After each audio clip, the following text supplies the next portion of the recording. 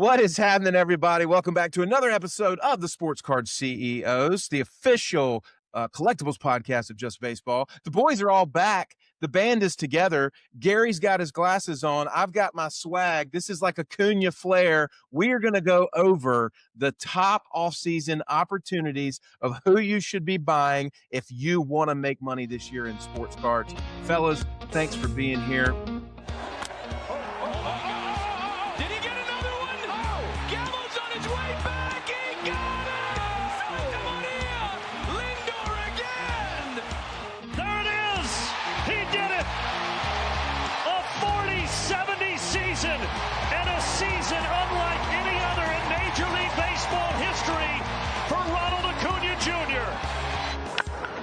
There's a drive to right, off the bat of Konnor, and what a postseason he is having.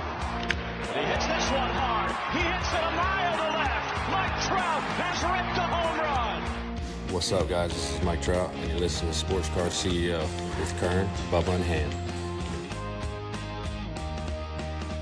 What's happening? What's up? What's up, boys? What's going on? Aram, what's up, brother? He's awfully quiet. I've been excited for this, so we're gonna do a back-to-back here over the next two weeks too. So we got two great episodes that I'm honored to be a part of. But this is a conversation that I would have with you guys off the air, so it's really cool to have it on the air and be able to kind of get these questions and answers in real time. Of like, because I've guys I want to target, but I don't know if the juice is worth the squeeze, and that's where we join forces here. Well, we love it, man. And so for those that are friends of the show, of course, you know Aram Leighton of Just Baseball and the Call Up podcast. Aram is a great friend, and he is an advocate for MLB, and we bring Aram on. Aram adds a wealth of knowledge in the baseball industry. And of course, you know, these other bozos over here. We have Kern, Ham, and Bubba. But boys, the band hasn't been together in a couple months or whatever. We need to do a quick rapid fire roundtable catch up, and then we got a ton of content today, so we want to dive. Couple months. It has been a month. Damn. Okay. It has been a month. All right. Well, let's catch up then. Let's go. Fill us in. Aram, actually, since you're the guest today, you start us off. What's been up in your world this past week? So I'm fighting every urge to actually sell anything right now because I could use a little bit of cash to then buy. Like there's players I want to buy, but I'm not as maybe liquid as I'd want to be right now. But then to be able to, I guess, be able to make these purchases, I need a little bit more cash. So I'm in this weird crossroads of, do I want to sell some of my McGonagalls, sell some of my, other cards here to be able to buy others when if I did have liquid, I'd probably buy more McGonagalls. So I'm in this weird crossroads here in that regard, but just mostly standing pat. I know this is like buying season though. So that's why I'm excited to have this conversation with you guys, because I've been stuck at this crossroads of like, I wouldn't mind having some more cash to spray the board a little bit and buy some other cards that I love. And we're going to talk about of like some of the players I'm curious about. But most of the cards I have, I either don't want to sell low, like they had a rough year, but I believe in them, or it's a guy that I'd probably be buying anyways. So I'm in this weird tweener spot where I think I just need to like win a scratch off or something, and then it'll solve. Welcome to the world of collecting. Yes, for sure. Asset allocation. Yeah, it is a big. If you're selling McGonagall, hit the Bowman Farmer up, okay? If you're selling McGonagall, just let me know. I already got a DM from Lil Ham as well. A little Matt's been pinging Aram. I can promise you that. Little Matt's just dropping in the DMs. Just a reminder. Well, good deal. Well, Kern, buddy, catch us up. You're back in the NYC. Talk to us. Unfortunately, yeah, I'm back in New York City. Florida is nice, man. The weather is just outstanding. Who knew? No, it was a good trip. We were down south for two full weeks. It was awesome. We brought the kids to Disney for 2 days, and then we're in Palm Beach the rest of the time. Very relaxing, just a ton of hanging by the pool and eating good meals and some drinking. It was good, but it is good to be back into the swing of things. I'm still busy here at the office, so it's right back to the grind. From the card front, I've been kind of quiet lately. Obviously, Matt, as sometimes you say, you're kind of, what do you call it? What's that feeling that you call it something? Apathetic? Burnout? Yeah, burnt out a little bit. Yeah. I don't want to say I'm burnt out, but I'm not looking to buy as much right now. I don't want to buy just to buy, and I'm not really, I've never been one to really buy for marginal profit either. So it just doesn't excite me right now. There's some cards that I've gone after. Jonah Tong Super, But way too overvalued. But it's like one of those where normally I'd give that extra step to try to make it happen. The extra, like I'd give myself the extra motivation, like I'm going to make this happen on my terms, but I just don't have it in me. I don't care enough. You know what I mean? And it's not that I don't care about Jonathan. I feel the burnt out feeling is giving me the like, I don't care as much. You know what I mean? But I'm really just looking forward to baseball starting. Like I really just want it to start up. So I'm looking forward to that. So I'm going to coin a phrase here on the Sports Card CEO that I'm sure will resonate with our listeners as well as the hobby, and that phrase is card fatigue. There you go. That's what I was looking for. Card fatigue, boys. That's what it's called. If you're in this space for any length of time, you're going to run into card fatigue. It's just inevitable.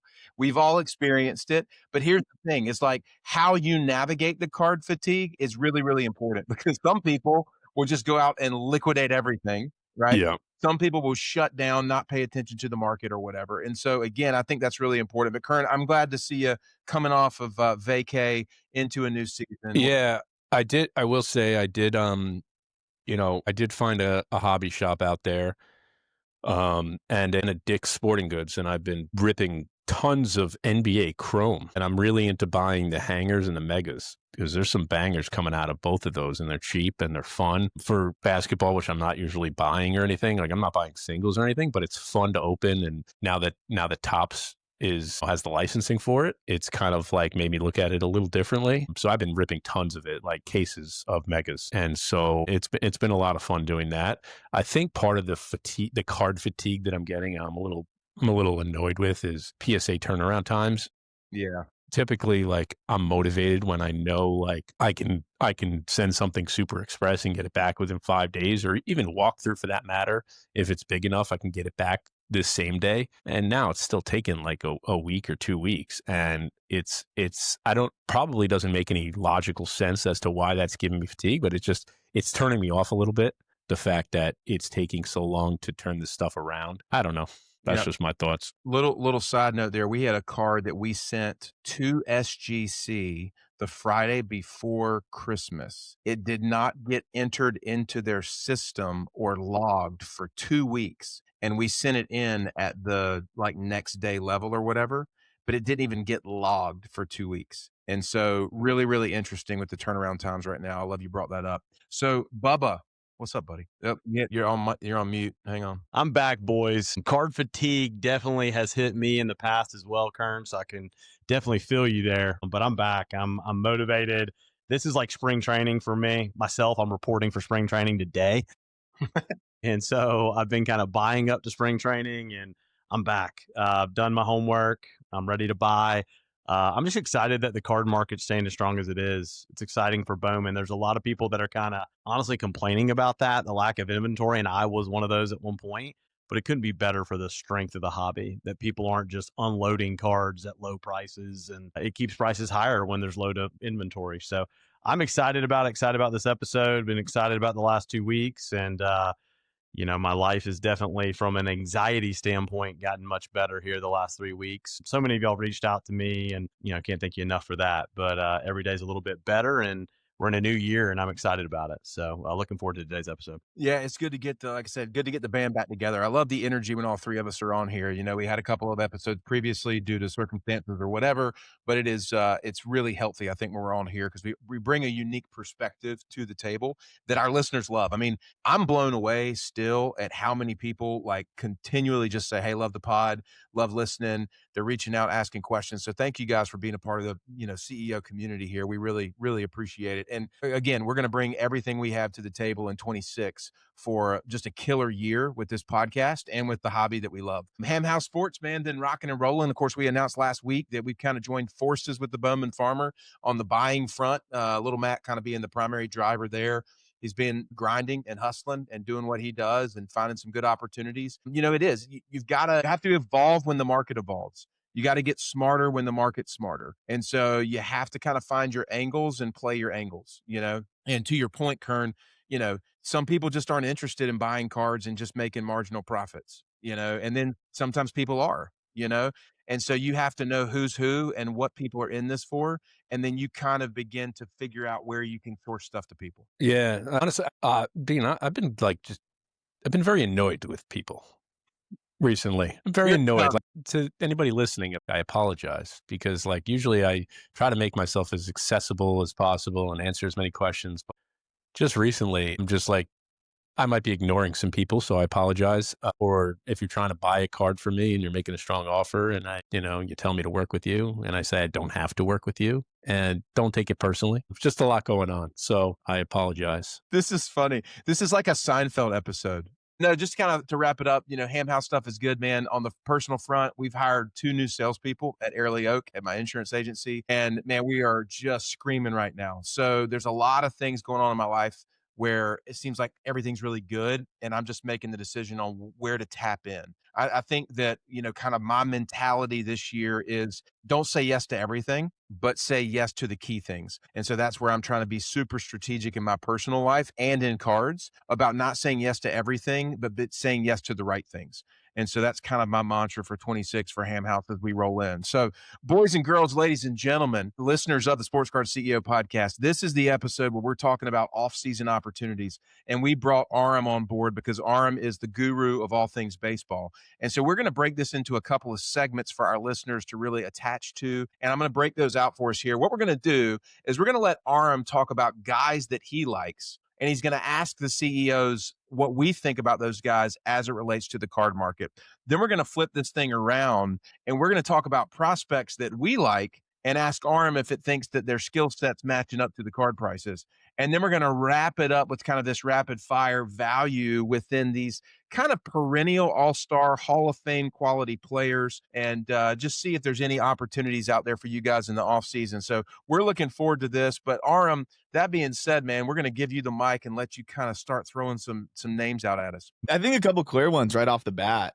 Gunnar Henderson, for multiple reasons, I'm really interested in like what the market has done in the last year because, of course, right out of the gate, and as like one of the top prospects in baseball, I don't think there was any shortage of hype around him, and he validated that hype immediately.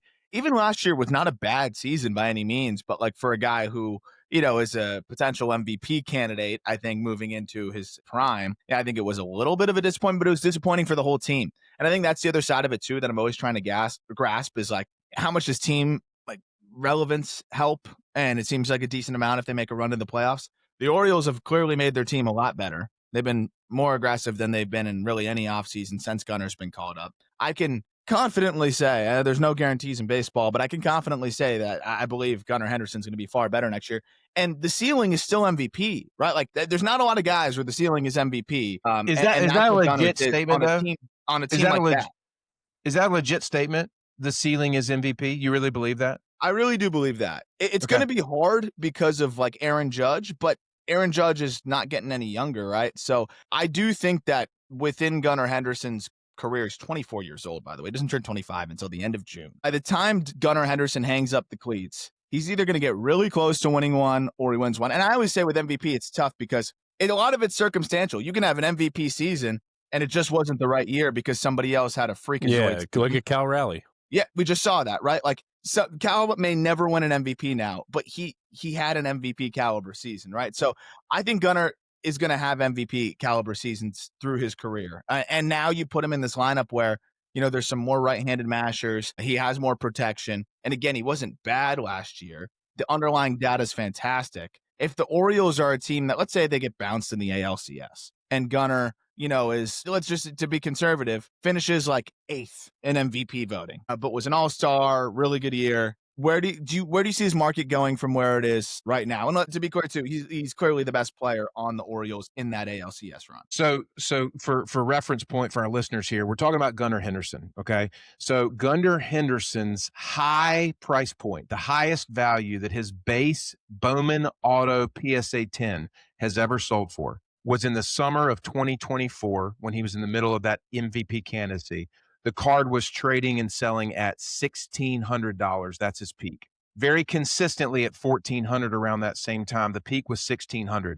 Where do you boys think his PSA 10 base auto is selling at right now? Right now? Yep. Base auto. Yep. $750. I was going to guess 600. Yep. So right in the middle of you two. 685 was the last comp. So he's half the value he was during his MVP run. I think I think Gunner's a buy right now. 1,000% he is a buy. But he started off the year injured last year, right? Got off to a slow start.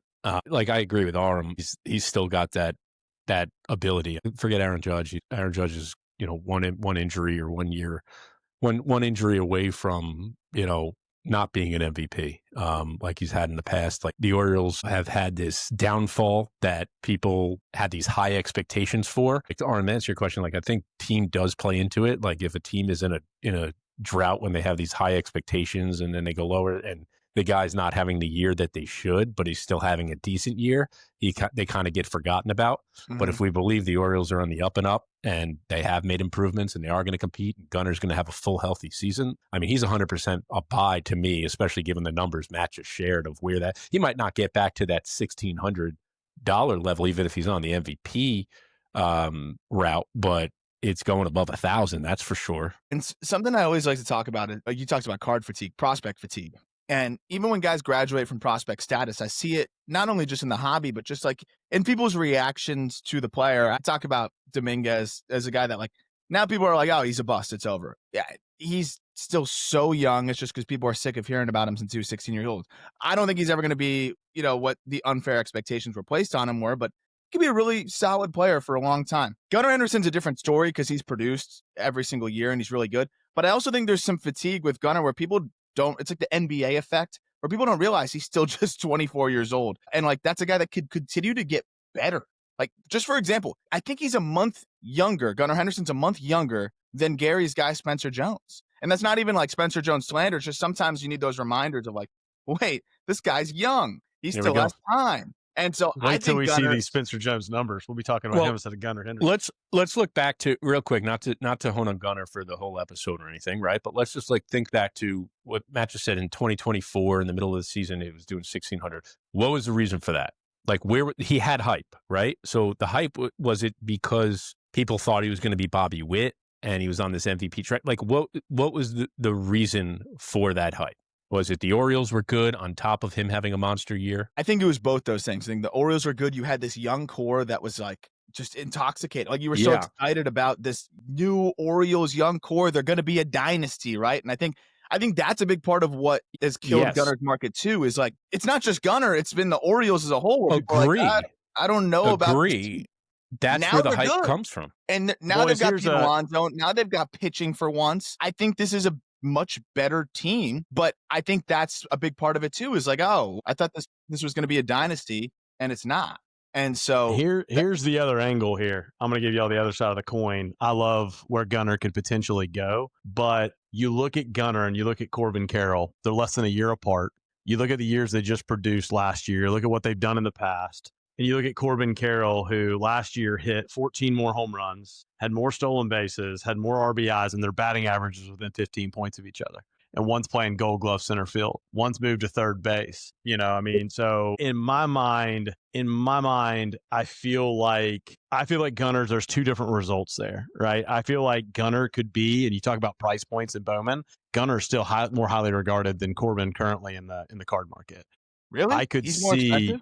Yes. Wow. Currently, yeah. I could see Gunnar potentially, there's two ways. I see him either flying up in another MVP type season. I could see him being up 50, 60, 70%, or I could see him down at 5K on a PSA 10 by the end of the season. That's my opinion. I think Gunnar's the ultimate coin flip. If you believe in him, you will absolutely rake next year, but I think there's 1 to 2 results. I don't think he stays where he's at because he's in one of those make or break years with collectors. So my opinion on Gunnar Henderson is the ultimate card flip. If he hits, I think he's 60, 70% up. I think if he's down, I think he's down 30, 40%. Let me kind of break some numbers down for you guys. It's a great conversation. And I think we use this as like a platform for the future, for our listeners here.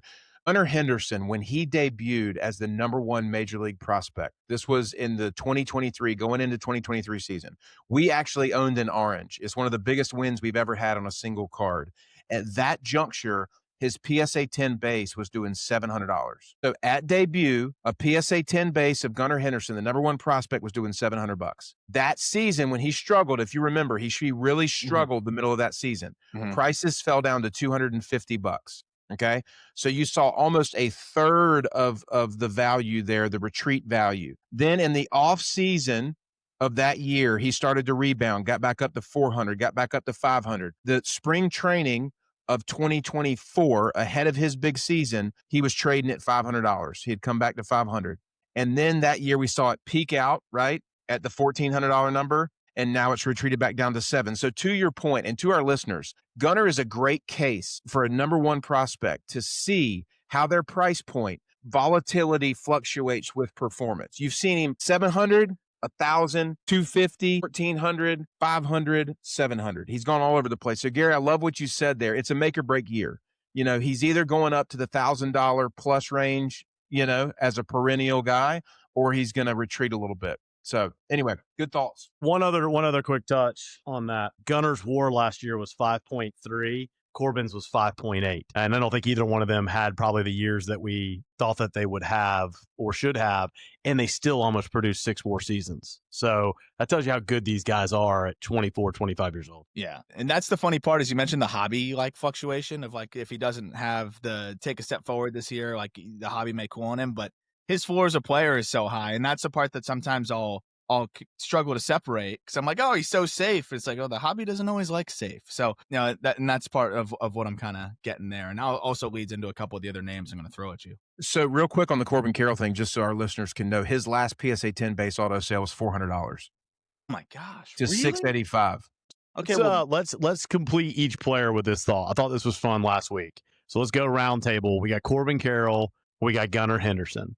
Let's get a consensus. Are they higher or lower this time next year when we have this conversation around the group? So we'll go Corbin and Gunnar. Matt, start us off. Man, I think Corbin, I think both, my personal take is both are lower this time next year. I know you guys know better about the hobby reaction, but like, I feel like if Corbin's that low, what's crazy is that's another guy that his stealing is one of the best, you know, more dynamic players in baseball, which is, it's shocking to see the market where it's at. Maybe that's the team just, you know, not quite performing the way that people thought and, you know, wanted to see him on the big stage. But I feel like both are going to have better years next year. So that's the only part I can really speak to is I think both have better years, but I don't know by how much. I think there's 2 sides to this. I don't know how a potential lockout is going to affect the market. So putting that aside, pretending there's no lockout or anything and no market effect, which is going to happen, but I think they're both higher next year this time. Both of them. I'm going higher just because I believe in both the players and I believe in this card market right now. I believe this market is super strong. Gunnar, again, was 22nd last year in WAR on one of his worst seasons. Corbin Carroll was 14th in WAR in all Major League Baseball. And I think they've got a lot more in the tank. WAR, what is baby. it good for? Absolutely nothing. I like it. Here's a final thought there too. I question whether or not those guys have superstar status within the MLB with who you're seeing as the superstars in the sport. Like, can they garner the superstar status to get them in such demand that their values go up? That's my question with Corbin Carroll. He's 5'4". He's really fast. He has pop for being 5'4", but he's still 5'4". He's not 6'7". I hear you on that. Whatever. I don't know. He's not short. a dwarf. No, Matt, I hear you. I hear that. I hear you on that respect. From a superstar perspective, I think Gunnar has that written all over him, that potential, like all over, like, and it can be like that for him, I think. Yeah, I think some people were spooked by the shoulder stuff with Corbin. It's been a little recurring too, and you see him hit the IL and take a swing and kind of hold his shoulder, and it happens a few times, and then all of a sudden, I think you start to make a more aggressive investment elsewhere. So I get that one. Have another fun card nerd thing for our listeners. Graded copies of Corbin Carroll's auto versus population I'm talking about versus Gunnar Henderson. Corbin Carroll, I just looked it up, has 188 graded copies. Gunnar Henderson has 1,447. Wow. So there's more availability of Gunnar too when you look at that. So anyway, food for thought when doing your research. All right, let's move on. Another player I want to throw out there for Aram real quick. Julio Rodriguez. Hang on. This is his segment to ask us. Oh, man. Hold your horses, farmer. Hold your horses. Go rapid fire on these here. But this is another unique circumstance that Kurt and I have talked about. Kyle Tucker's become underrated. I don't know.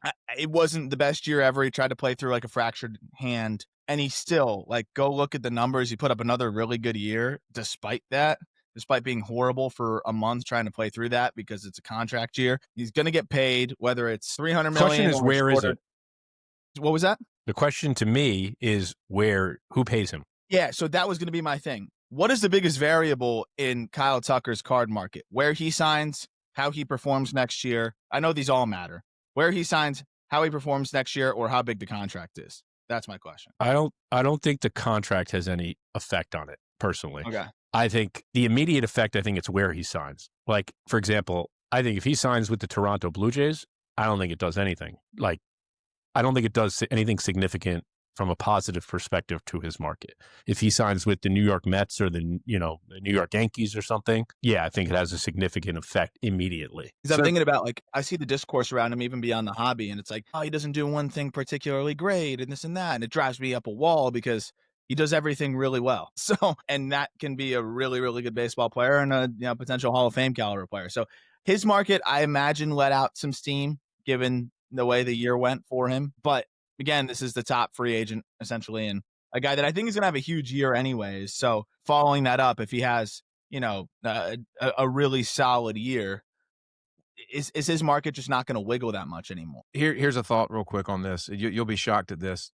Take out his last sale of a PSA 10. It did $400, but it was an outlier. The last few before that, 250, 285, whatever. Yeah, he's cheap. So he's trading at $250 to $280, $300 on his first permanent auto. So he's less than, Corbin Carroll. But here's the deal. His draft class, his year was 2015, where Carroll and Gunnar's 2019. So you do not have relevancy, to his card price with his release year. And that plays a huge, huge role with these guys because the card market was so different back then when he first came out. Guys were buying these cards for $20, or whatever it is. And so that's where Kyle Tucker is a really interesting thing. Again, I don't think he has the sex appeal that other guys have. I think he's a ridiculous baseball player, but quite frankly, the card hobby doesn't care if you're a good baseball player. Yeah. Yep. Yeah. Okay. Yep. Yeah, I'm gonna have a similar take here. I'm gonna liken him to Trey Turner. Trey Turner, who's a phenomenal baseball player, one that breaks my brain. Hall of Famer. And I think, again, depending what kind of collector you are, if you're a long-term collector, I think both are extremely undervalued long-term. I think short-term, Kyle Tucker's not going to get, unless, and here's the other interesting name I'll throw out there, unless he has a Francisco Lindor type year. Mm-hmm. Lindor was stuck down there with Turner for a long time. Turner was actually higher than Lindor. And Lindor went to New York. He had a huge season and his market flew up. That's what it's going to take for Kyle Tucker. That's what it's going to take he's going to have to be in the MVP conversation to get those prices moving. Makes sense. Yeah. I mean, I think he signs with I don't even know if it's an option, but he signs with the Yankees, and the damage that he can do with the short porch, I think it can have an effect. Yeah. I think that's the focus. Yeah. The Lindor thing makes a lot of sense because it's kind of a similar scenario. Really, really good player. The hobby doesn't quite value the skill set maybe the same way. Real quick on Tucker. What's he going to have to do, though? Bat 320 with 40 bombs? Yes. I mean, yes, he's going to have to. Like, how likely is that in the game that we're playing right now? No, it's unlikely, but the answer is yes. Yes, that's what he has to do. Yeah, that's what it's going to take. That's what it's going to take for anybody to pay attention to him. He was on pace for 40 bombs in 2024 before the fractured shin.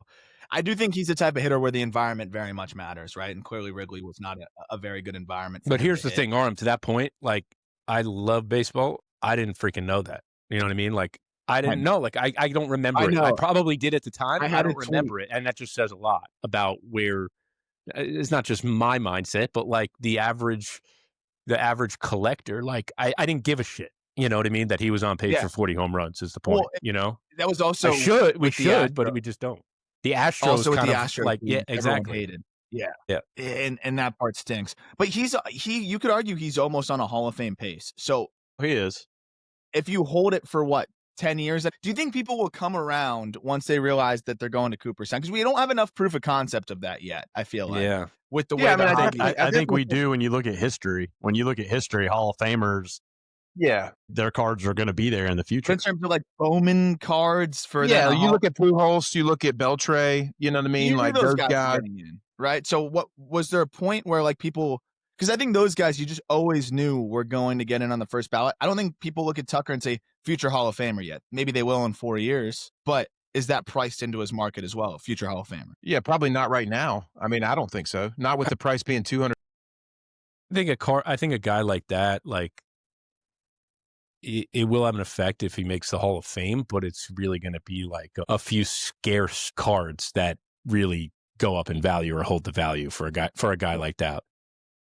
So there are 141 PSA 10s of Kyle Tucker base auto. I got to imagine a lot of the BGS slabs from 2015. Yeah, for sure. Back then.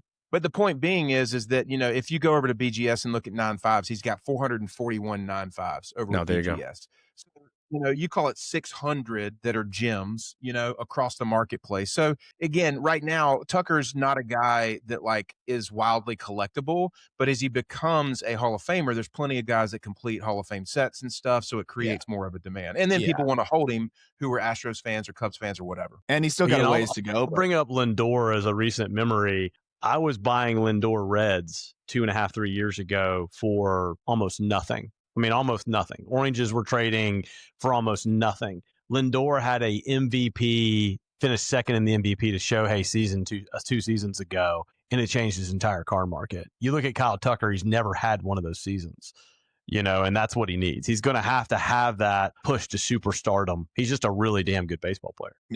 Yeah. All right, Arm, who's next on the docket here? So to that point, a very fascinating market. I just feel like I'm just curious more what your guys' expertise, because it's another fun but unique case study, is Mike Trout. So Trout, first ballot Hall of Famer. He could have stopped playing 2 years ago, and I think he's that. But he's also not done. But there's also a new norm, right? Of like, okay, you may not get the MVP Trout, but I still believe that guy, with his talent and who he is and his experience, he could still have this new norm where he goes out there and he hits 30 homers a year. It's all about just staying healthy, right? And will people then forget a little bit about, like, it's the Pujols thing, right? Or will people forget how elite he was at the top end when he's still reminding you by, even if he just hits 30 homers a year or 25 plus for the next handful of years, he's going to eclipse 500. He's going to do all these different things. He's going to reach all these barriers that few have. What do you think the card market looks like? Is that one where, like, again, everyone knows he's a Hall of Famer. He's going to finish his career with more than 90 WAR. He's incredible. He's one of the best we've ever seen. And for me, I think that he's the kind of guy that when he's done playing, people start talking about again, being like, man, there weren't very many like Mike Trout. And Mike Trout at his best, there's very few that ever looked like that. Like, I just feel like you grab onto his cards right now, I don't see how you can go wrong, because we've already seen the most unfortunate circumstance, and he's still, when he's on the field, showing that he can hit bombs. Like, he had 26 last year. I think it's such an easy guy to root for, but also I just feel like you could just hold on to his cards now. He could never play another game. And I just feel like it's a good investment, but I don't have the knowledge of like the way the market has reacted to him over the years. Well, I know that all these boys can flash plenty of stuff, but I did exactly, we've done exactly what you said, Aram. We got his X Fractor and we bought his Topps Gold. And, I know that Trout's a friend of the show. Of course, we had the opportunity to interview him, but Trout card market specifically is suffering from a new shiny thing. And everybody's looking at Judge, or everybody's looking at Ohtani, or everybody's looking at Konnor, or everybody's looking at Holiday, and Mike Trout is still Mike Trout, but people are losing interest in the card market side. So he's come down to a very, very ridiculous value when you think about the availability of his cards. Talk about Kyle Tucker. How many gems did we say Kyle Tucker had? Almost 600 or whatever. Mike Trout has 400 base auto gems. The last sale of his base auto was $8,000. And that's a PSA 10 of his base auto. Excuse me, the last sale was $6,900. The card ladder value right now is at $8,000. What did they do at peak? At one time, though, that's where I was going to go. At one time, if you look at the same grade PSA 10 and you sort this by price, the highest sale of a Mike Trout PSA 10 base auto was $43,000. It was probably Poland that bought that. Yeah, you're probably not lying, but that was February of 2022, and then that was an outlier. You had 39, you had 26, you had 20. So in that peak, your value right now is almost about a fifth of what it was. And so I think Mike Trout is a very, very, very strong long play, but I think Trout, unlike these other guys, he would rebound so quickly if he's healthy and he comes out of the gate and he starts hitting early. You know what I mean? Yeah. I mean, his prices would double overnight. Yeah, he's proven himself from that to the point of like having that instant credibility to Matt's point of like he comes out the gates and he starts hitting. He doesn't need to. This isn't like, oh, is this guy for real? It's like, oh shit, Mike Trout is back. You know what I mean? It's We instant forgot. dopamine for every baseball fan. Having managed our social medias and like if when Mike Trout's back and has 3 homers in 5 days, it's auto engagement. Like people are fired up because it Absolutely. makes them happy to see one of the best to ever do it still doing it. Dude, think about what Tiger Woods did at the Masters when he Yes. came back and he won the Masters, right? Like every single person in the sports world goes, "Oh my God, Tiger Woods. Like he's as good as we thought he was." But You if know he what I never mean? did that, in 10 years, his cards would probably still have just increased in value because everyone would be remembering that he's the best. Dude, look at what Phillip Rivers just did. I mean, I'm a homer because he graduated with me at NC State, but dude, he's a Hall of Fame guy. He retires. He comes back and plays whatever 3 games. He doesn't win a game, but everybody's going, yeah, he was actually pretty good. So if that's Phillip Rivers doing it, think about Trout if he's still playing actively and has a ridiculous season. I mean, dude, the rebound's going to be ridiculous. Yeah, I love it. I love it. And then I've got 2 positionless, like not positionless, it's a little harsh because especially for Ben Rice, but I'm always interested in the defensive side of things because you guys reference shortstop, center field, those things. And I understand how the hobby gravitates towards those dynamic positions and players that come with the position. But Ben Rice and Ivan Herrera are guys that we had Ivan Herrera on the top 100 list when no one else did. So I just always root for him even more. And he's always been one of my favorite bats. And he's absolutely mashed. Ben Rice, very similarly, absolutely mashes. In terms of expected stats versus the actual output, WOBA versus xWOBA, there's some nuance to it, but generally speaking, like if you're one of the biggest gaps there, and everything else looks pretty good, you could fairly say a guy's been unlucky. Ben Rice had a fantastic year, and his expected batting average was 290. He hit 255, so there was a 35-point gap there. There was a 37-point gap in his WOBA versus xWOBA, which was the 4th biggest gap, so the 4th most unlucky hitter in baseball if you value that stat. And he's a New York Yankee. To be honest, they don't have a ton of protection for Judge in that lineup, and at this point, you could argue that Ben Rice is as good a protection as really anybody. Young, has that favor, just ballpark for a left-handed hitter. And he can still catch a little bit too when they need him to. He can play some first base. It's not like he's just DHing. Ivan Herrera is a little bit different. I don't know where he's going to play. And obviously that team's not great, but it's all relative, right? I think both those guys are going to mash next year. And if they are like borderline all-stars, well above average bats, compared to where the market is now, is there any room for that type of player? Well, I will say Ben Rice didn't have Bowman first autos. Yeah, he had a first, but not an auto. His auto was Correct. 2025. Yeah, rookie card auto. Kind of like Shohei. Yeah.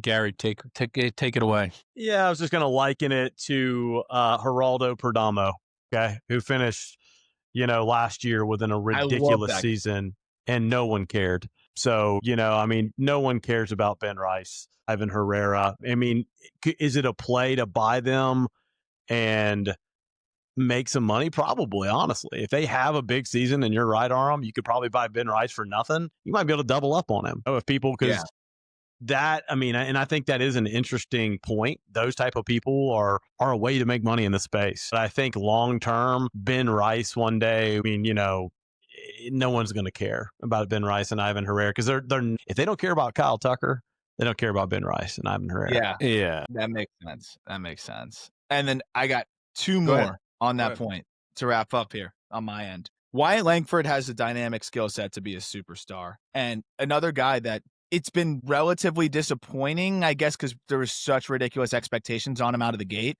But this guy's turned himself into a good outfielder and now a guy that can actually play center field, which I don't know if he's going to do that much for his team right now because of Evan Carter, but like he can do it. And I think that was a big question now. And he also grades out as, now a well above average corner guy.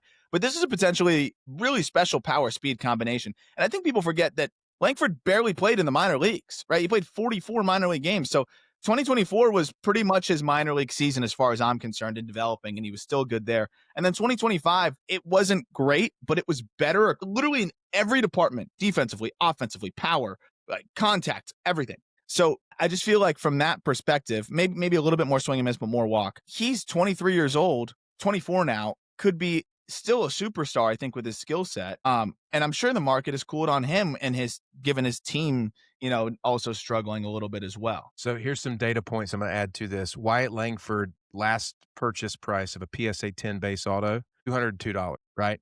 So a little bit less than Kyle Tucker. But I would buy Wyatt Langford before I would buy Kyle Tucker because of the recency bias, because of relevancy to debut. This is where Wyatt Langford could be Gunnar Henderson repeat in 2026 for what Gunnar Henderson was in 2024. Gunnar Henderson, you know what I mean? He had a tough debut, and then he came out and had that crazy run up. Wyatt Langford's a guy who will rebound quickly if he performs. So if I'm throwing money on the table and I'm taking the craps dice and I'm rolling them, I am putting the money down on Langford ahead of guys like Tucker and even Gunnar Henderson personally. That makes sense, especially with just the excitement around him that can already just, I still think, be resparked and everything. But then the other one, Tyler Soderstrom, that's my last question because I think he's a really unique circumstance here. Soderstrom had a great year last year. Obviously, his cards, market went up, first round pedigree, all that good stuff. It signs this big extension now. And I had him circled as a guy that I thought could break out even more so next year. Like, I think could hit 30 plus homers, no problem. Again, like could push to 40 in that environment where he's hitting. And he's turned himself into a good defender as well. So from a WAR perspective in the leaderboards on Fangraphs, whatever you like to look at, he's going to be up there. Does an extension like that affect the market at all for a guy like him? And then also, like, if you're thinking about a long-term hold, that's a team that's not going anywhere anytime soon. That's a fun core. They're going to go over to Vegas. They're going to have a lot more eyeballs on them because MLB, whether you even want it or not, is going to force that on you because they want to show, oh, look how much of a success our Vegas venture is. But also, I think the team's going to be pretty good. And I think he's a big part of that. Offensive-friendly environment and then more popular area of visibility. I know it's not the best market, but it's going to be. Curious what the Soderstrom market looks like to you guys. Without seeing any data points, right? Like, I'd equate Tyler Soderstrom as a hobby player to Kyle Tucker, in that I don't, regardless of performance, 30, 40 home runs, I don't think people are going to care a whole lot. Maybe they care right now a little more because of recency bias. I also think on that team, there's just too much exciting stuff going on between Nick Kurtz and all the other young guys and Leo DeVries on the up and up. Like, regardless of performance, I just don't see it from a hype perspective. I just don't see it. Yeah. I think whatever hype he already had, it's been had. I think that's the peak, in my opinion. Yeah, I liken him to a guy like Matt Olson, who does a lot, hits a lot, plays a lot, and his market's had its moments. When Matt Olson has huge seasons, his prices have still had huge swings, and Matt Olson just came off another really solid season. Dude, Matt Olson's going to hit 500 home runs and maybe a Hall of Famer one day, and no one's talking about him. So Soderstrom could fit in that bucket. He's got a long way to get there.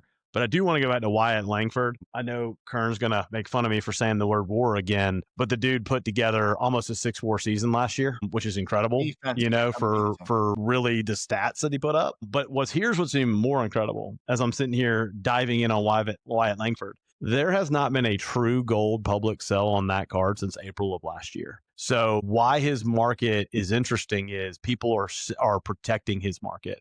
They're not unloading him. And to me, if you can get into a player where people aren't unloading him, that's a good place to be. Because if he does pop off, his shit's going rockets. And so that's an interesting player, I think, to be looking at because of that factor. Yeah, I agree. Go ahead, Matt. Yes. I was going to say, we've coined a new phrase. His shit's going rockets. I love that.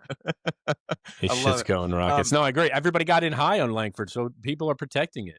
That's what happens. Well, here's the point. Right now, Wyatt Langford, base auto PSA 10, $202. High sale, $13.75.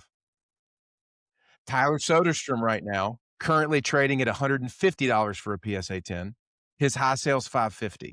So what's more likely, Soderstrom getting back to peak or Langford getting back to peak? Give me Langford all day. Right now, like, if somebody's selling Langford, go buy it. Yeah, I was going to say, the fact that the peak of that was $13.75 is actually lower than I thought it would be, to be honest with you. Yeah.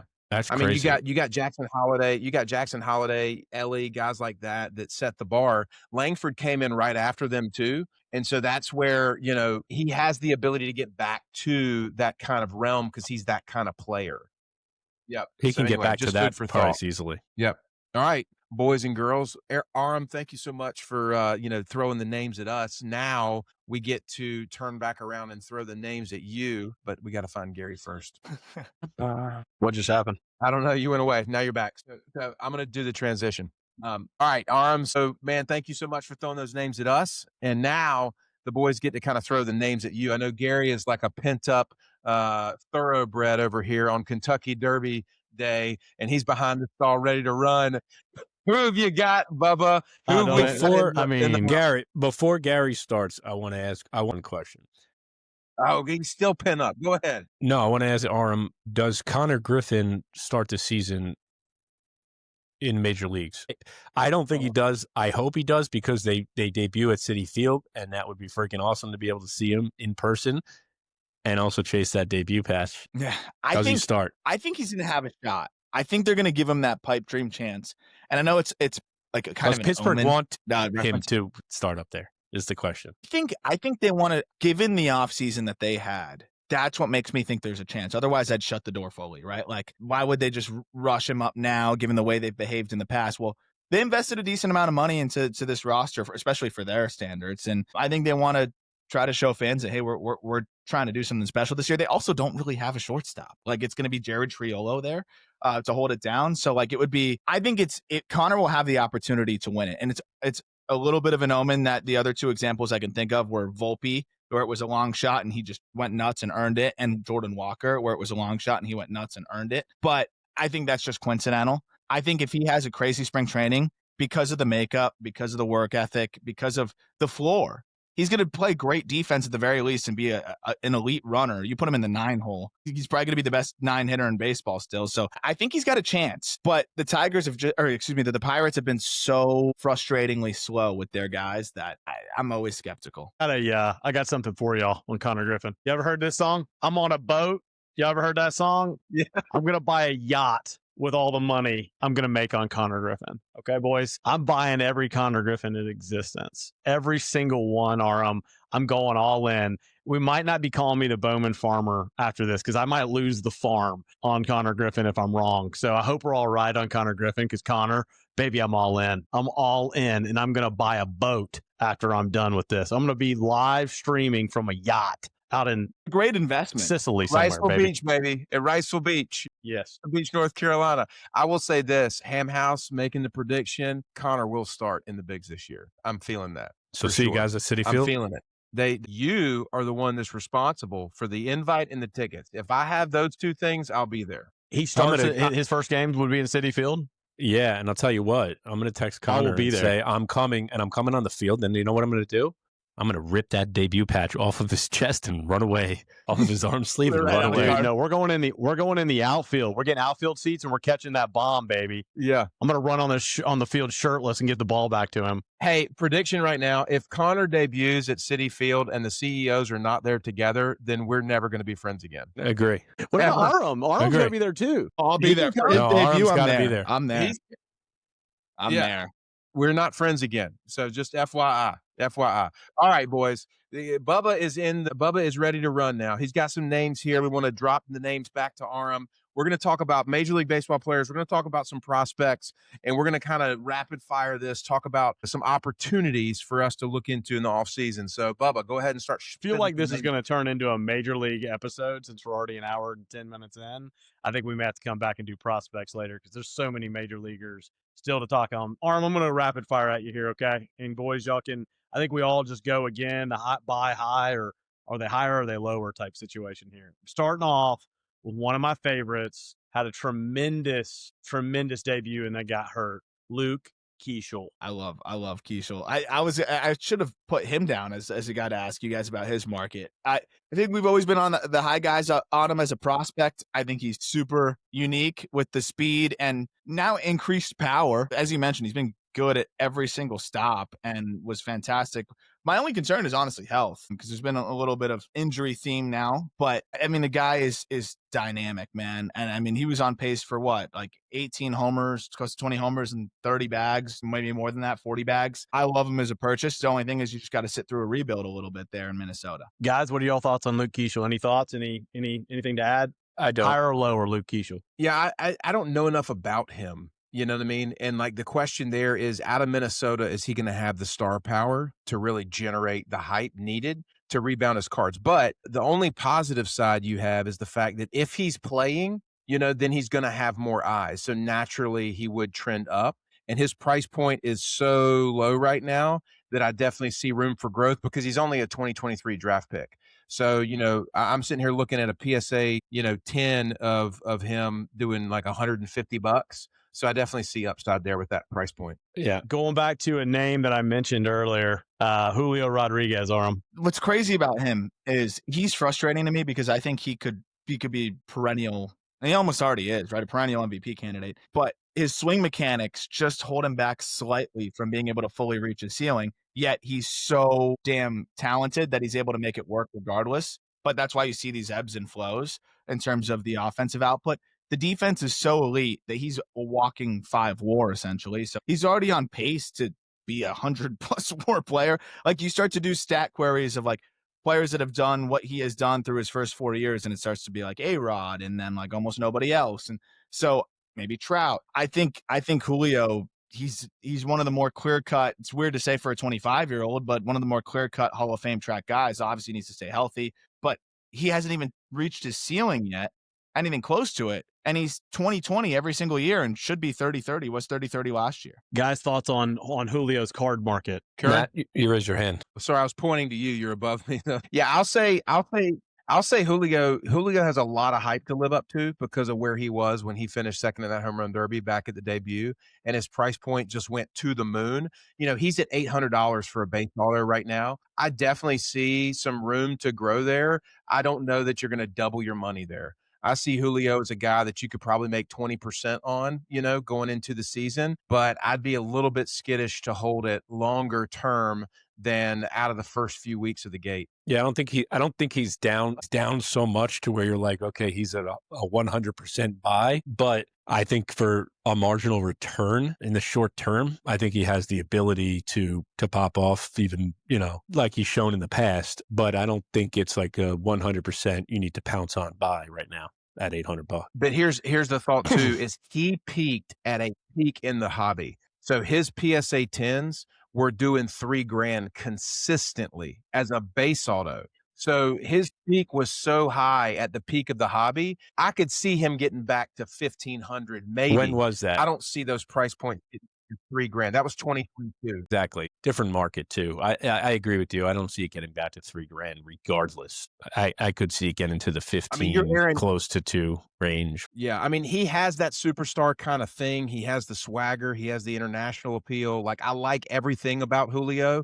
Seattle's a really good place to play right now. The Seahawks are playing well on the football side. The Mariners did well in the playoffs last year. Like he's got the formula to see his price point increase. So I think it's a fairly safe play, barring injury or whatever. I just don't know that he's the guy that I'm going to put all my chips in. He's criminally underpriced at this point, in my opinion. When you look at his 499s, you look at his golds and oranges for any player of his caliber. You look at him compared to Judge and Ohtani and any of the other top players. He's fraction of their price. To me, he's one of the best buys in all of baseball, bar none. Dude had almost a 7 WAR last year. He just turned 25 8 days ago. To me, Julio is one of the best buys in all of baseball, and I'll leave it at that. But you're comparing it to Dalen Lyle and hold on, you're comparing it to like Witt and Ohtani and stuff. I think he's not even a fraction of the player of Ohtani. You know what I mean? So it's like I would put him at his age and where he's at for what he's done. When you look at comparison on when people are going to look at his career, he's just turned 25. So he hadn't even played a day in his 25th year. The cream is still there, in my opinion. I see a guy that could be a 40 home run. I think he's an MVP eventually over time. Could be multi MVPs. So I think, to me, when you see guys usually like Julio, you see that kind of second, third, fourth year regression, and he had a little bit of that, and he's getting through that now. He's kind of working through that. I think Julio is one of those rare guys. When you see guys with 30 home runs, 30 steals, and Gold Glove defense, that's rare. When you see those 30 guys, 40 guys, and Julio's one of those. I'm not saying he's Shohei, but when you're comparing the price, he's literally 1/50th Shohei. He's probably, a third of Bobby Witt. And I don't think he's a third of Bobby Witt's the player, in my opinion. Makes sense. I could see that. Next player up, Aram, and this is a guy that was not even on my radar. We don't have to touch on much on these next three players. They're kind of under the radar guys. Dalen Lyle, Moises Ballesteros, and Jacob Marcy. Those three names. If you'll touch on those three. Lyle doesn't have a first, but I was just canvassing, and like I told you, a little cash strapped right now, but I was able to get a gold shimmer right around, like right before he got called up, and it was so cheap. I was like, I'll just grab it. I'm going to be upset if I don't have some Lyle shares, because he's a guy that I definitely thought was undervalued as a prospect, but he's been way better than I even thought he would be when I liked him as a prospect. Lyle is one of those where it'll be interesting to see what the ceiling is, but you can't really put one on him yet because he's still very young and he's still very athletic and he hits the ball really hard. And he's going to be 23 for the entirety of the season. I really like Lyle on a team that, yes, they have James Wood. Yeah. Dylan Cruz is I think, starting to create some red flags here. And like, there's a world where Dalen Lyle, depending on the Abrams situation as well, but I think there's a world where Dalen Lyle's the second best hitter on that team next year. And I don't think that's that crazy to think about. And, again, it's like a power speed combination. Had this great year, still very young, clear piece of the future for them. I love Lyle. He's the guy that I was looking to scoop some up. Ballesteros, the guy rakes, but I just don't know if he's going to slug enough to justify the lack of defensive value. I think it's like a 40 grade catcher, but he can freaking hit, right? It's a lot of doubles. It's a lot of base hits. He's going to hit for average. He could probably still hit 20 plus homers. And he has this cult following, especially with Cubs fans. They call him Mo Baller. He has probably one of the least athletic builds I've seen of an athlete, but he's so athletic in the box. So I think there's just kind of fun, unique aspect to him. He's got that Tony Gwynn interest around him, but I'm curious to you guys, does that matter? Or does he just, for a DH catcher type, does he need to be hitting 40? I think if the Cubs fans love him, that market, they could support him themselves. I mean, yeah, then they might, because they love Mo Look at what happened to Pete Crow last year. Yeah, they love him. What about Jacob Marcy? You avoided that one. Sorry, I love Marcy. My thing with him is I think he's going to be hard pressed to fully, he has to be very perfect because he doesn't hit the ball extremely hard. He added some bat speed, and that was really, I think, a big part of his leap last year. He's a grinder. He's a football player. He's got that mentality. I love the way he approaches the game. The Marlins are looking at him as a key piece of their future. I'm sure they'd love to potentially even extend him. He's a really solid player that is going to get everyday reps and is going to be a key piece of what they're doing. But my concern is if he doesn't fully replicate last year, does the market just forget about him quickly? Because I don't know if he's going to be able to maintain a 480 slug. I think he's going to get on base. I think he's going to put bat on ball. But I don't think he's going to maintain a 480 slug. Okay. I think about guys real quick, Gary. I think about guys like Ballesteros and Marseille, and you look at Luis Arias. Am I pronouncing that right? Mm-hmm. Mm-hmm. Yeah. I mean, dude, he hits, right? I mean, he's right there. He hits, but he's not collectible, And so there's something interesting about guys like that. And we've talked about this on the show before, that don't have the superstar power. Can you see a little bit of a tick up if they have a good start to the season? Yeah, of course you can. But again, I don't think it has the sex appeal for somebody to just pop off and become a superstar.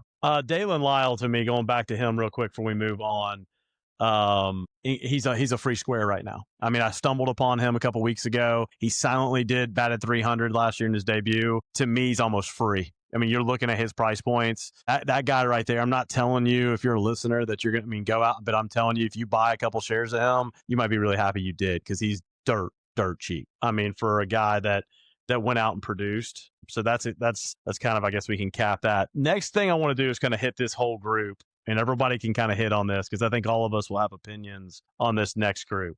And this is a group we've all had some shares of, I know. So, and it's a diverse group here. So I'm going to start it off with Ronald Acuna. The second name I'm going to mention is Junior Caminero. The third name I'm going to mention is James Wood. The fourth name I'm going to mention is Jackson Chourio. And then the last name I want to mention in that same regard is Jackson Merrill. So to recap, Acuna, Caminero, Wood, Chourio, and Merrill. All of them, prices are down from where they were at some point and some of them significantly. And this winter, all of them are down except for Caminero, and Caminero is still not up much. And so we wanted to get all of y'all's opinions on us, not just Aram's, on the card market, how you feel about those 5 names, because all of them are down, and in my opinion, could be buys again in 2026. So I want to get y'all's opinion on the player and the card market, and we can start with Acuna, Caminero, Wood, Churio, Merrill, whoever wants to start it. Kern, I'm going to ask you the question this way. If you had to pick one of those guys, one horse to ride. Junior Caminero. I think his market has never... Caminero. I think his market, I mean, I'm a huge fan of his, obviously, but I think his market's just never hit peak because of where he is. Like, I mean, I think eventually he's going to get a big contract, and it's not going to be from the Rays, and it could be from the Dodgers, and his market's just going to absolutely explode. So get it now. I think he's just got superstar written all over him. I mean, not that James Wood doesn't, or that these other guys don't, but just Junior showing what he did last year, his capability, and you put that in a big market like Los Angeles with the Dodgers or something. I mean, look out. Aram, same question. If you had to pick one horse to ride. So the funny thing is, the one thing I'll be aware of with Caminero is new ownership. They may see that with the new ballpark coming up, and wherever they're going to move this team, how that's all going to go, they need to show something here. And I mean, we did see the Rays extend Wander. That's, of course, the one time they do it, it goes the way that it did. But that's the kind of guy that you give a pre-arb deal to and say, like, let's do it. And I don't remember if Caminero's a Boras client. That's kind of the cheat code, though, right? Like, if you think a guy's if you want a guy to go hit free agency and he's a Boras client, I promise you he'll hit free agency. So that's usually a good cheat code. He's not. I don't think he's a Boras the guy's client. Currently with. Yeah, I don't think so either. But just for other instances, I think I'm still going. Okay, Acuna is I think the most proven and talented player. I think that the injuries too spooky for me. Multiple knee, serious. He might just be too explosive for his own body, as crazy as that sounds. Caminero's probably the best blend of, like, and I hate to say floor with a guy like him, but floor and ceiling after the year that he had. But James Wood is a guy that, I'm curious what the price point differential is between Wood, and I love Jackson Merrill, but I think the ceilings are a little bit different here. And Merrill's a guy that I'm holding a bunch of. I love the player. Wood got overhated in the second half when he understandably had some swing and miss challenges, and still was productive, though, and still hit the living crap out of the ball at 22 years old. I think he's going to be fine. And I just think the ceiling of Wood may be as high as anybody in Major League Baseball, especially with the speed that he brings to the table as well. But he doesn't have that personality. He kind of hates media stuff. He's very reserved. And Caminero is the dangling earring and the swagger. And I just, he it's really fun to watch him. And I think fans gravitate towards him. And that's not a knock. Everyone can go about their business their own way. They're there to go score runs and produce. The way you do that is, in a lot of different ways. But from a collector's standpoint, I do think Caminero, with the balance of everything, or Churio, is kind of the best, the guy that I'd probably go in on moving forward. Yeah, I'm looking at Churio and James Wood right now. PSA 10 base autos doing right at $600, both of them. I personally, out of this list, gosh, it's tough. I would gravitate between Caminero and Wood. I think Wood has more pop-off ability just because he's 6'7". He's got the lefty swing. He hits the ball so hard. He does play the field really well. I think that liken him to like a baby giraffe, like he's still growing into his body in some capacity at 23 years old. When if he figures that thing out, I mean, he's a guy last year at the home run derby. I remember we talked about this. I could see him hitting balls. Him and Caminero have that thing where the ball just comes off the bat just differently. If I'm sinking my money into somebody, I'm probably going to sink my money into James Wood just because I think the ceiling is higher. But Caminero, I don't know, dude. Caminero has that thing. I feel like a Manny Ramirez type thing with Caminero. I feel like kind of that dog kind of personality, that kind of, like a little bit of a pit bull type, gonna be in your face and gonna just hit the crap out of the ball. And, that's the way I feel, but I would lean toward Wood personally. All right, I'll wrap this thought up on these 5 guys. I'm a pretty big dude, so I'd ride all 5 of them. I could get all 5 of those horses. Okay, I can get all 5 of those bad boys because I love them all. But I'm going to go in this order. James Wood, number 1.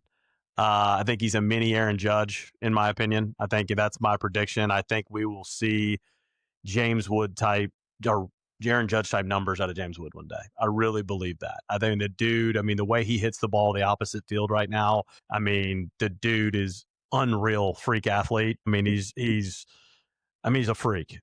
Number 2 on the list, I've got Acuna. The dude is, when healthy, he's one of the best players. He's top 3 in all of baseball, right there with Judge and Ohtani, in my opinion. And then in Soto, I guess. Number 3, Jackson Chourio. I think Chourio's 21 years old still. I mean, the guy he's unbelievable for his age. Caminero, number 4. I love Caminero. I think what will hurt Caminero in the hard market is his position a little bit, and the team he's currently on may hamper him a bit in the years to come. But I think he's underpriced right now significantly. And number 5 in the list, and really only because I love the other 4 so much, is Jackson Merrill. But I think Merrill is incredibly underpriced, and he's gotten forgotten about because of the injury last year. So I personally love those 5 guys. If I had to give a list right now of 5 players I wanted to buy, like as we're sitting here talking about that, my conviction rating is even higher. Like I want to sink so much money into these guys right now. Yeah. I love these 5 guys. I think you could. I don't think I you didn't could realize really. they're all down too. I don't think you could really argue one way or another on it. Like you can make an argument. Every one of you can make an argument, like in different orders of which, and like I won't fight it, so I think they're all. The point is I think they're all good buys. So, but you can make an argument for any particular order in that. Well, the interesting thing is you've got Judge, you've got Ohtani, you've got Soto, you've got Acuna, right?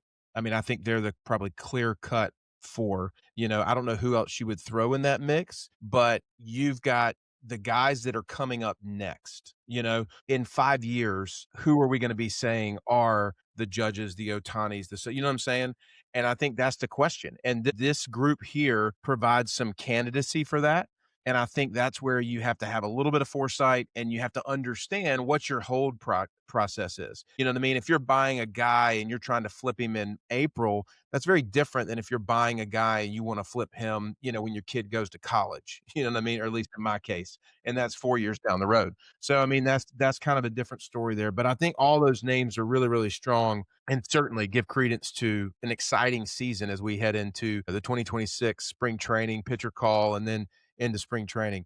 All right, boys, we're going to end the show with a rapid fire from Bubba to the boys, and then we're going to close up this episode on off-season buys. So, Bubba, take it away. All right, rapid fire. Here we go. Yordan Alvarez. I'm still a believer. The injuries are, I don't want to be a hypocrite with the Acuna stuff, but hand wrist stuff, he's too good. When he's healthy, he's one of the best in the game. Anybody I'm else? kind of flat on Alvarez. No. Kern? Nope. Keep going. No. He hates it. Okay.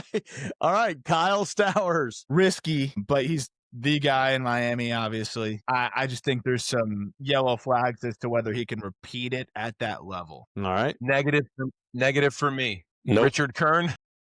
Nope. Next. I'll try to find a name this guy loves. Jacob Wilson. So for him, this is the difference. It's like, I think the floor is so high. That's why I like him as a baseball player. The hobby doesn't give a crap about that. So that seems to be my concern, is I don't think he's ever going to be that much better than what we saw. And like in a world where like Zach Neto continues to be undervalued, I just think Wilson may just be undervalued. Yeah, it's too tough of an upside for me. Nope. There's another no there from Dick. All right. Next name on the list here, Bobby Witt Jr. I think he's one of the most ridiculous players we've seen in the last handful of years. I think he's the closest thing that we've seen, in terms of just skill set to, like, again, really, I mentioned A-Rod with Julio, but like A-Rod, I was going to ask you guys about him because I feel like he's just a stock that can't hurt you. 10 WAR. He's going to win his MVPs once Judge gets out of the way too. So I love Witt. I think Witt's a yes. I like him as a player. I like his pedigree. I like his upside, his superstar potential. So I say yes to Witt. Yes to Witt as well. And when I'm saying no, I'm saying no, like I have zero interest in buying into major league players that for marginal flips. I'm buying a major league player thinking that they can be a superstar, and this is a long-term hold. Like, I'm not buying major leaguers for marginal flips, and that there's nothing wrong with doing that. That's just not my philosophy or strategy, right? Like, if I'm buying a major leaguer, I'm buying Bobby Witt because I think he could be a freaking superstar. He already is, and he could be beyond what he is. Prospects is a different story because I enjoy doing that, and there's much larger, there's larger margins on those, right? So we're talking different. So I'm being harder on the major leaguers. Like Kyle Stowers, there's nothing against him. He's a phenomenal player, significant power, but like I have zero interest in buying him. I don't see him as a future Bobby Witt. That's all. So Bobby Witt, yes. Yeah. All right, next two names. We hit on both names here at the same time. Roman Anthony and Nick Kurtz. I'm going Roman over Nick Kurtz, as crazy as that sounds. I just think what Roman can do is more consistent and sustainable, and I might eat crow for that. I mean, Nick Kurtz is one of the best hitters in the sport this past year, but he also struck out 31% of the time. I think Roman is still somehow underrated. The injury, I think, didn't allow him to fully show everybody how freaking insane he is, and I think he's in the same breath, talent-wise, as the group of five that you gave us earlier. He just hasn't had a full chance to show it yet. Hitting in Fenway in that ballpark, I think I sold my Roman gold, and it kills me because I want to buy more, and I still think I you might. sold I'm the curious Roman about the market. gold. I sold the damn superfractor for pennies. Hey, it's all relative. It's all It relative. is. You're right. That's You're right, right. Aram. You're right.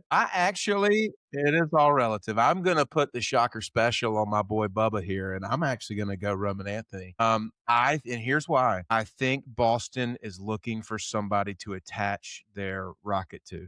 They need somebody that they can fall in love with. They need the new guy. They need their version of Judge. They need their version of, whoever. And I think Roman Anthony is it. I don't think anybody really cares about the athletics, quite frankly. I think pitchers are going to figure out Nick Kurtz. I don't like anybody that's in that organization long term. I think Boston is a big market. I think they're looking for a superstar, and I think Anthony has to be it. They just finished scrubbing the remnants of Devers, like from everything, because that was their guy, right? And he was marketed as such. And I agree with you wholeheartedly. This is the guy. You have him locked up. This is the guy that you push as the future and the face of your franchise. Yeah.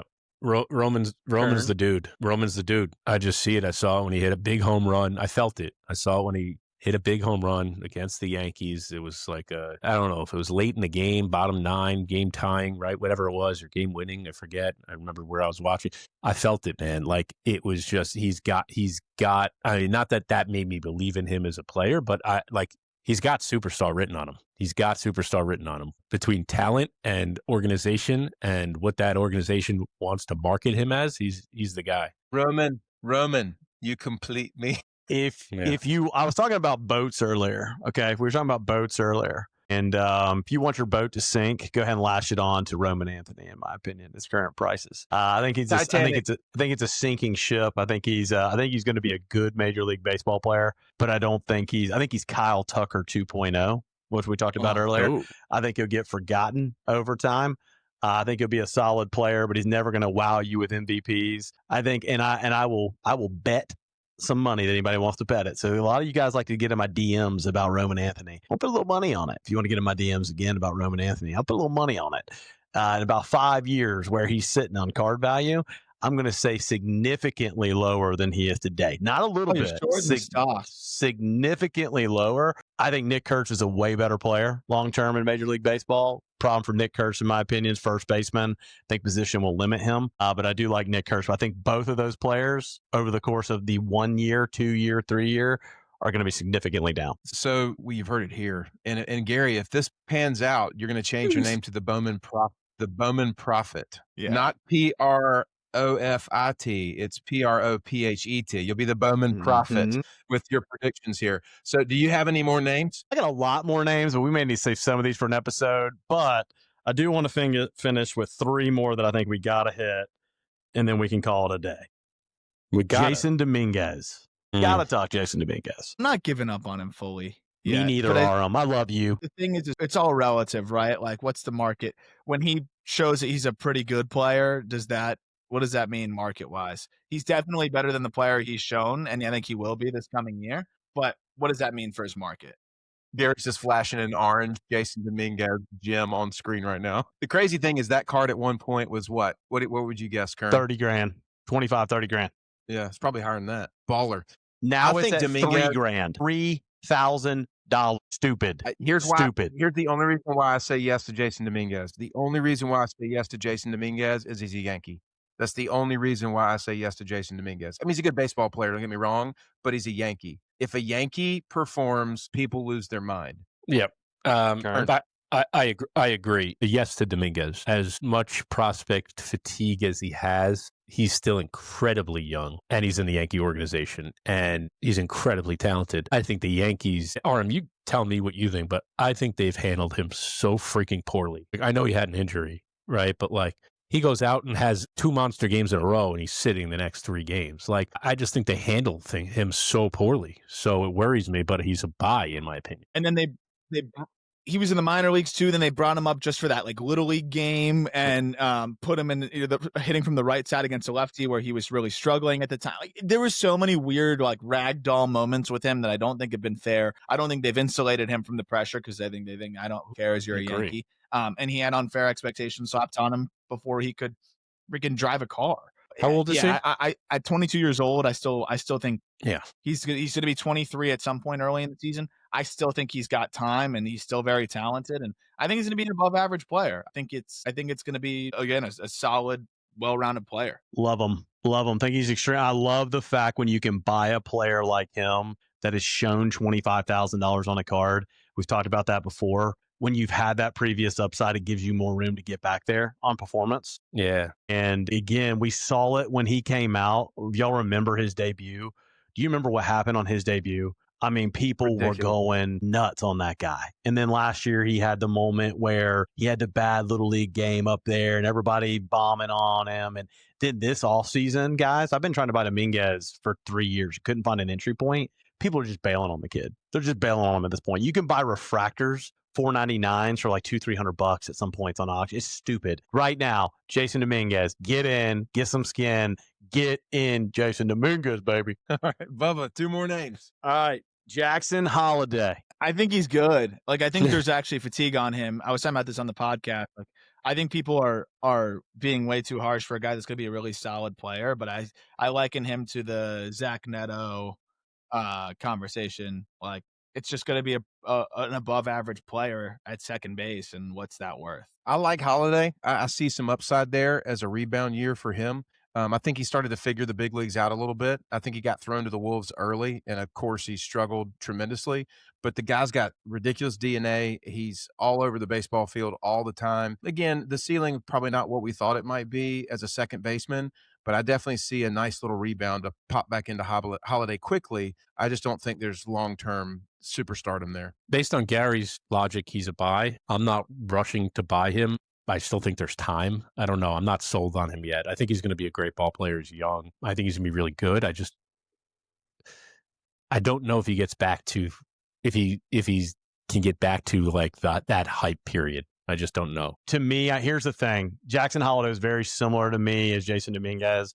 I couldn't find an entry point.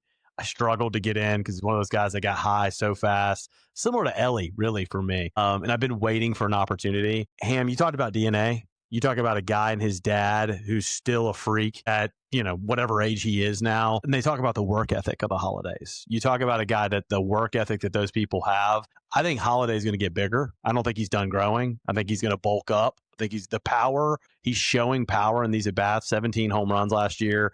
He's got some speed. Oddly enough, I think he could be a 30 home run guy at second base. 30 home run guy, 100 RBIs. I never thought I would talk to him about a power guy, but I think the power's to come. I'm a buy on Jackson Holiday. I think Jackson Holiday, again, a player that had he had the higher numbers before.